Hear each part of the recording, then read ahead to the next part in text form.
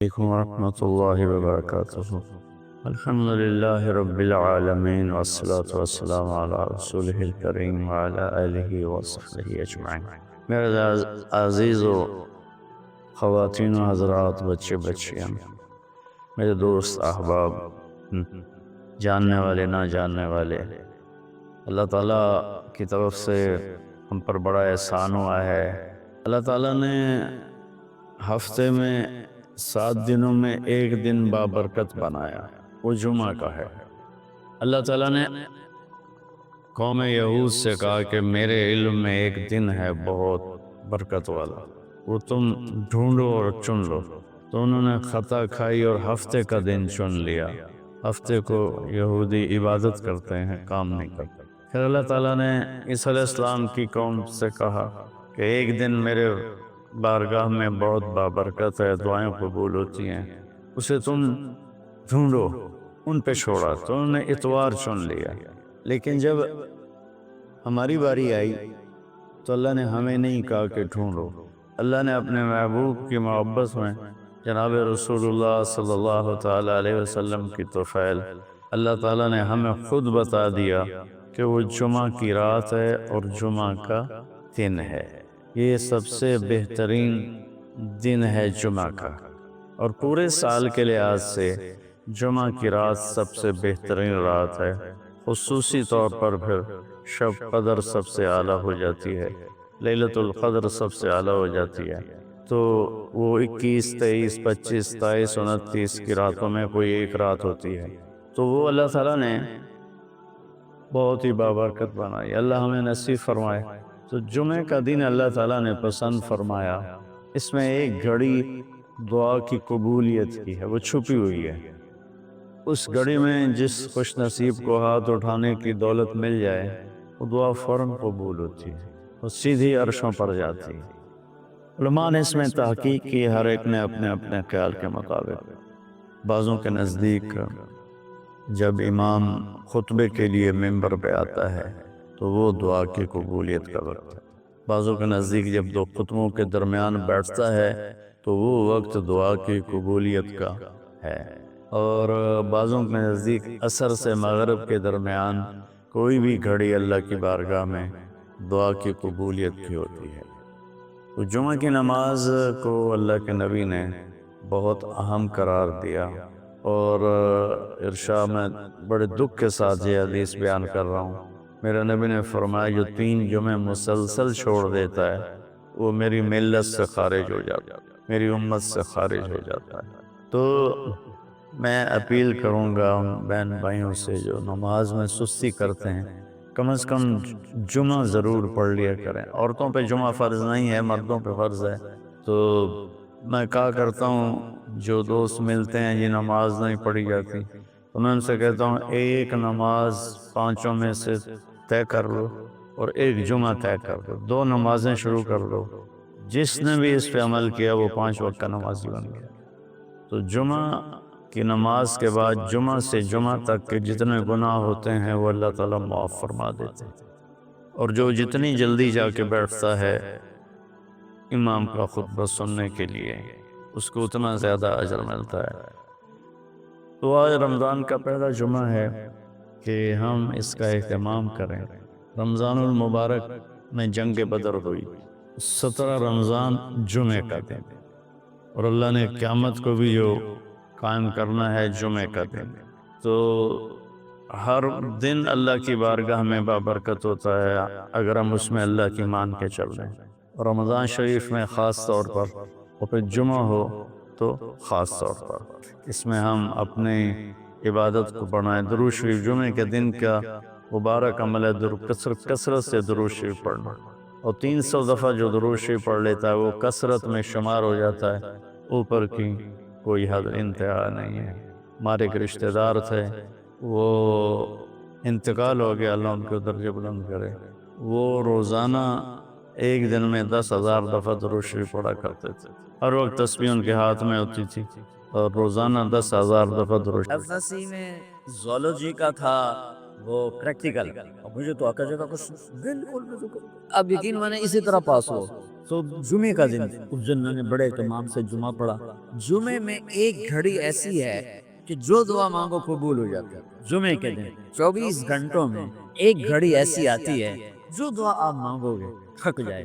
تو اس دن مجھے لگتا ہے کہ اسی گھڑی میں میری دعا اوپر گئی. تو میں گیا مسجد بڑے اہتمام سے نہا دھوتے کپڑے بٹاتے جو کر کے بہ گئی. اللہ مجھے تو کچھ نہیں آتا, میں ابھی جا کے سو جاؤں گا, تو مجھے خواب میں سارا دکھا دینا کیا کیا آنے والا. وہ ہو سکتا ہے وہی گھڑی قبولیت کی تھی.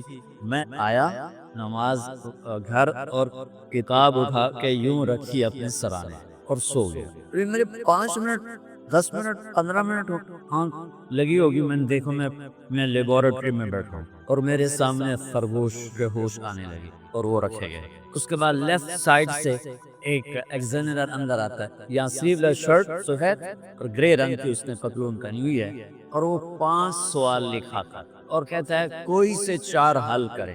میری جو آنکھ کھلی مجھے 5 کوسچن یاد تھے کہ کیا اس نے کہا ہے. اور خرگوش میں زیادہ کہے گا بھائی ڈسیکشن کر کے ڈائجسٹر سسٹم دکھاؤ یا اس کا لیور سسٹم دکھاؤ. تو میں نے خرگوش کو پڑھ لیا اور وہ 5 سوال پڑھ لیے. جب میں پہنچا پریکٹیکل کے لیے تو میں نے دیکھا بے ہوش خرگوش ہمارے سامنے آنے لگے. میں کہہ رہا بھائی پہلی گل تو پوری ہو گئی, خرگوش آ گئی. اب بچہ اب یقین سنا, میں اسی کہتا ہوں کہ میری دعا اس گھڑی میں گئی اور وہ گھڑی چھپی ہوئی ہے, کسی کو بھی مل سکتی ہے کسی وقت. مجھے اس دن وہ مل گئی. ادھر سے آیا ایگزامینر سلیو لیس سفید شرٹ اور گرے پتلون, اے گل بھی پوری ہو گئی. اس کے بعد اس نے 5 سوال لکھائے, ان میں ایک کوسچن وہ تھا جو میرے بسم اللہ الرحمن الرحیم والصلاة والسلام علی رسولہ الکریم وعلی آلہ وصحبہ اجمعین. میرے عزیزو, میرے بھائیو, عزیز طلبہ, معزز سامعین, اساتذہ, محترم جناب قاری القراء مولانا یاسین صاحب دامت برکاتہ, بہت بڑی ہستی ہیں جتنی قرآن کی خدمت اللہ نے ان سے لی ہے میرے علم میں اور کوئی نہیں ہے. اللہ ان کے صاحبزادوں کو بھی اس کی توفیق نصیب فرمائے. انسان علم وحی کے بغیر جانور ہے. ایک جگہ اللہ کہتا ہے اولئک کالانعام بل ہم اضل, یہ جانور ہیں اس سے بھی بدتر. اور اس میں شدت لاتا ہے, ان ہن الا کالانعام, تاکید آ گئی, حسر آ گئی. ان ہم الا کالانعام بل اضل سبیلا, سے بھی شدت کہ جو اللہ کو نہیں جانتا, جو رسالت مآب کو نہیں جانتا, جو آخرت کو نہیں جانتا, یہ جانور کے سوا اور کچھ بھی نہیں. ایک اور طرح اس کو بیان کیا, ان الذین کفروا من اہل الکتاب والمشرکین فی نار جہنم اولئک ہم شر البریہ.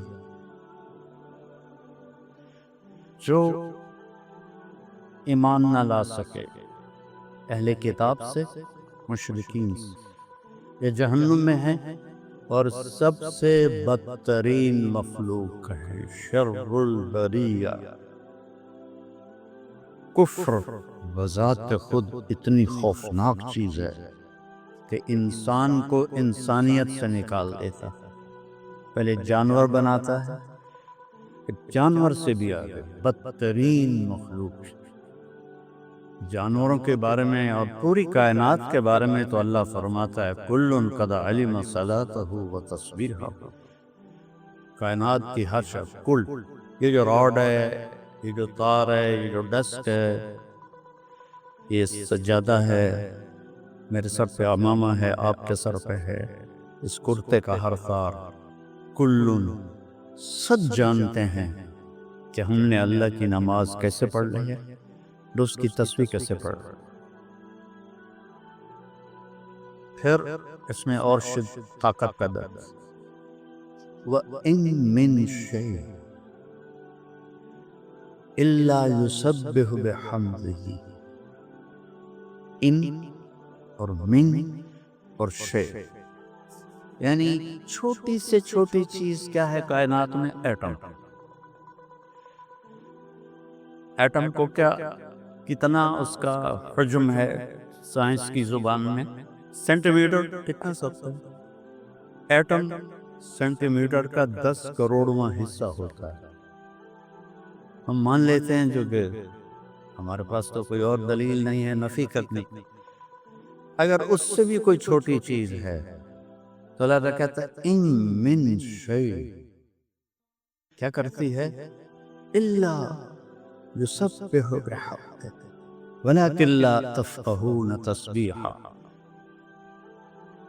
پھر کہتا ہے سبح للہ ما فی السماوات والارض، کیوں؟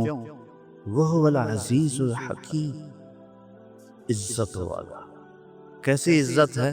لہو ملک السماوات والارض، زمین آسمان کا شہنشاہ۔ کیا طاقت ہے؟ یحیی ویمیت، زندگی موت اس کے ہاتھ میں۔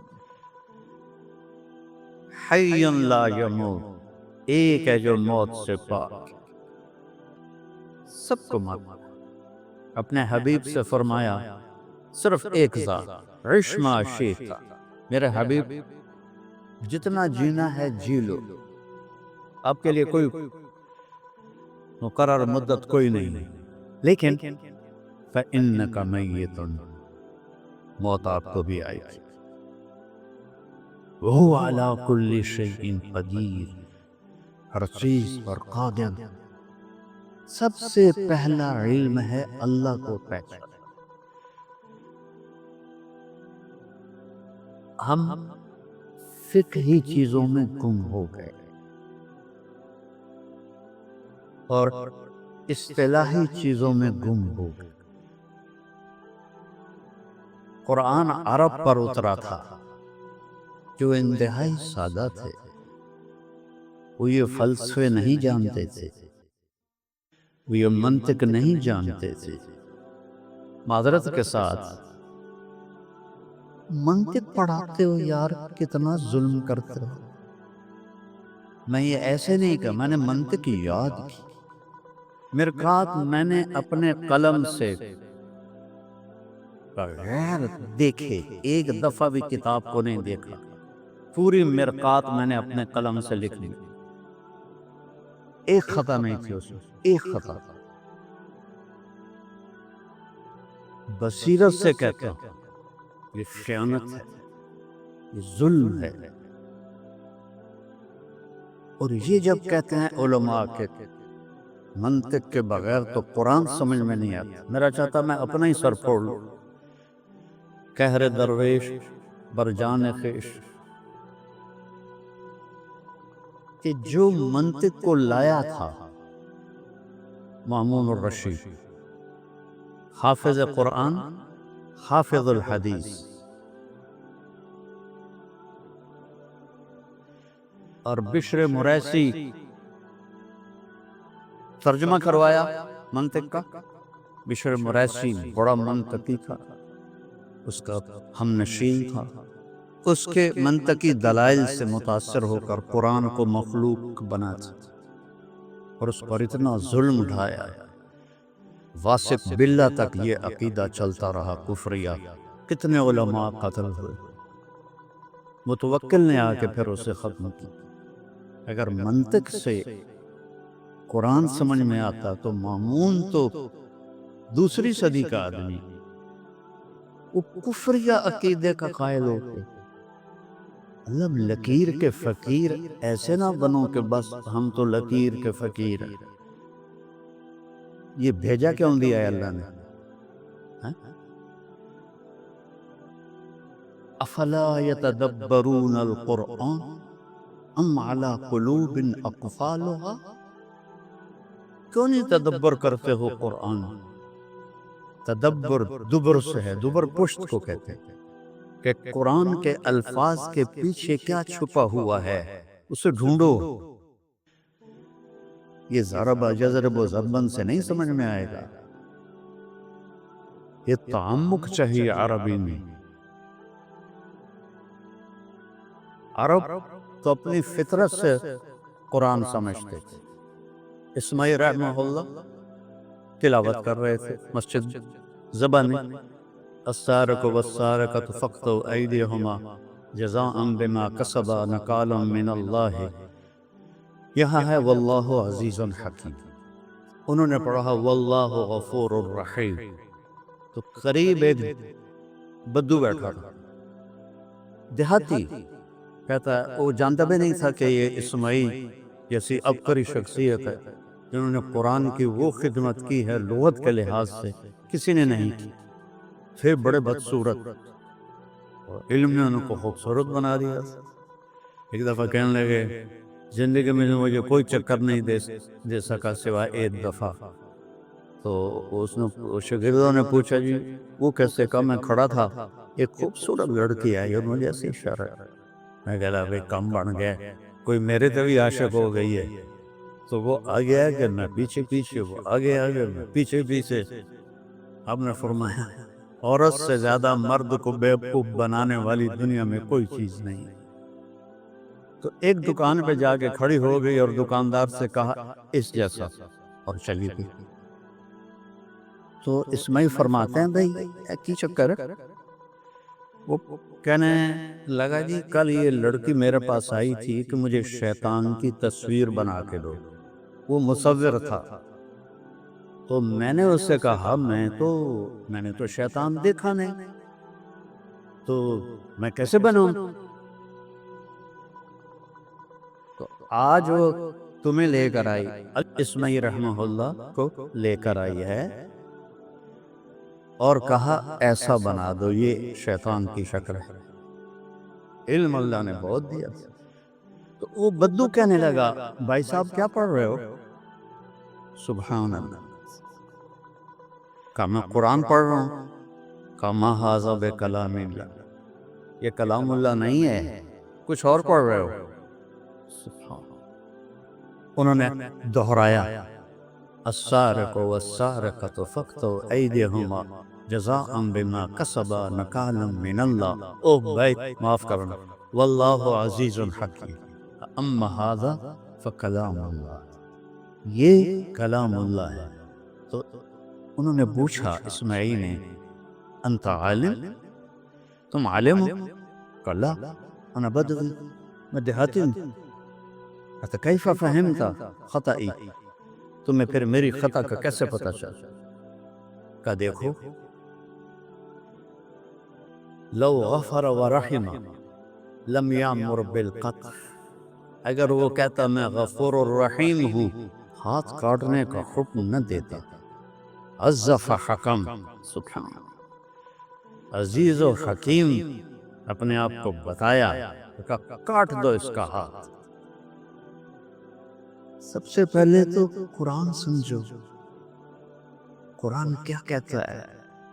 جتنی عربی تم پڑھتے ہو اس سے قرآن نہیں آتا، اللہ کی قسم نہیں آتا. شرح جامع پڑھائی جاتی ہے.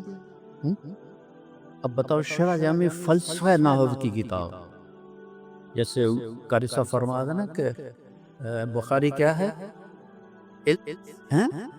علم الحدیث اور مشکات حدیث. تو شرح جامع فلسفہ نحو کی کتاب ہے، نحو کی نہیں ہے. کافی بھی پڑھاتے ہیں سبحان اللہ. نل بدل وہ پہیلیوں کی کتاب نحو کی ہے ہی نہیں. صرف ایک کتاب ہے نحو کی، ہدایت النحو ہوتی. ہدایت النحو بھی مجھے ایسے ازبر یاد تھی جیسے سورۃ فاتحہ یاد ہوتی. اما بعد سے شروع کرتا تھا اور تمت بالخیر پر 40 منٹ میں ساری دہرا دیتا تھا. نحو کی ایک کتاب ہے صرف ہدایت النحو. کافیہ پہیلیاں، شرح جامع فلسفہ،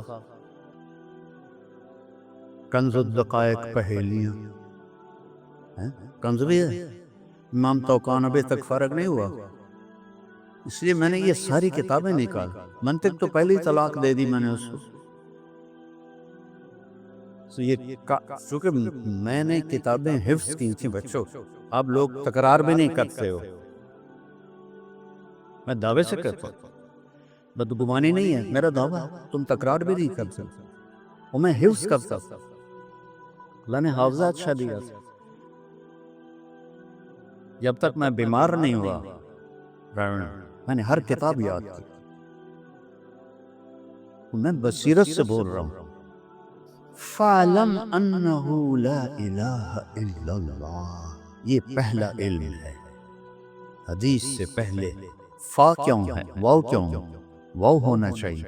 وَعْلَمْ، فا کس لیے؟ فا ہوتی ہے للفور، فَحَمَلَتْهُ، فا فوراً حمل ہوا. چونکہ اس میں بائبل میں ہے کہ حمل ہوا اور 9 مہینے بعد ولادت ہو، تو قرآن کہتا ہے فَحَمَلَتْهُ، فوراً حمل ہو. فَانْتَبَذَتْ بِهِ مَكَانًا قَصِيًّا، فا فوراً دور ایک جگہ گئی. پھر فَأَجَاءَهَا الْمَخَاضُ إِلَى جِذْعِ النَّخْلَةِ، پھر فا فا فا فا ایک کھجور کے تنے سے پھر ٹیک لگائی اور بچہ پیدا ہو گیا. تو یہاں واو کی بجائے فا ہے کہ اے علم کے طالب علموں، پہلے جانو کہ اللہ کون ہے، پہلے سمجھو. حاکم کو نہیں جانو گے تو حکم کو کیسے جانو؟ حاکم کی عظمت نہیں ہے تو حکم کی عظمت نہیں آئے گی. میرے ایک دوست تھے، وہ ایس ایس پی تھے، یہاں تھے وہ اے ایس پی فیصل آباد.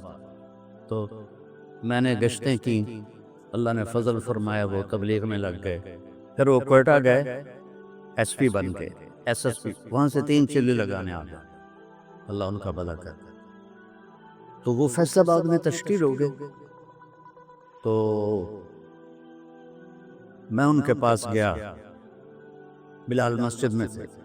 میں نے کہا یہاں کا جو ایس ایس پی ہے نا، وہ میرا جوٹی دار ہے سینٹرل ماڈل سکول کا، تو میں تمہیں اس کے پاس سے چلتا ہوں. انہوں نے کہا میرا وہ بیچ میٹ ہے، ہم اس میں کٹھے تھے سی ایس ایس کے، اس میں اسباب میں کلاس میں. ہم سیدھے گئے، آگے پولیس کا وہ ہے گیٹ، اور دوسرا گیٹ ہے وہ اوپر جا کر جیل روڈ سے پھر اندر جاؤ، اور جون کا مہینہ تھا. اب 2 صوفی صاحب آ گئے سپاہی کے ساتھ، میری بھی داڑھی اس کی بھی داڑھی، میری بھی ٹوپی اس کی بھی ٹوپی. تو عبد الخالق نے کہا بھائی صاحب دروازہ تک کھول. وہ ایسے کھڑا، اتو آؤ. اسی کا پتہ سامنے بلا کھڑی ہے. کہنے کا بھائی گرمی بہت ہے، لمبا سفر ہو جائے گا، مہربانی کر دو کھول دو. صوفی صاحب تو سنیا نہیں، چلو اتو آؤ. اب یہ ایک منظر دیکھا آپ نے، اب دوسرا منظر دیکھو. جب حکم دینے والے کی عظمت کا پتہ چلا تو اب کیا تبدیلی آئی. تو وہ فیصلہ آباد سے تبدیل ہو کے کوئٹہ گیا تھا، لہذا سب کو پتا تھا عبد الخالق، لیکن اب وہ داڑھی میں، ٹوپی میں کوئی تصور نہیں. تو پھر آخر انہوں نے کہا بھائی میں Abdul Khaliq S S P. سر سر سر سر، اور اس کے ہاتھ کانپنے لگے. ایسے ایسے اس نے جیب میں ہاتھ ڈال کے چابی نکالی، کانپتے ہاتھوں سے اس نے تالا کھولا اور اندر ہم گئے. آگے سر پیچھے سر، آگے سر پیچھے سر.